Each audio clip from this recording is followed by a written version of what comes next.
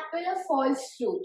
Which part of the flower forms a fruit? Which part of the flower forms a fruit? Ovary forms a fruit.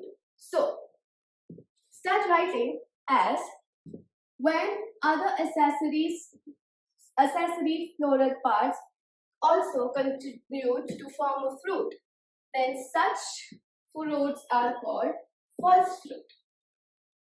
So, we have that. Now, examples of few species such as apple, strawberry, and thalamus also grow around the pericarp to produce a fleshy edible part. And fruit is formed from a fertilized ovary. So we have got two questions in one question. Read the question again carefully.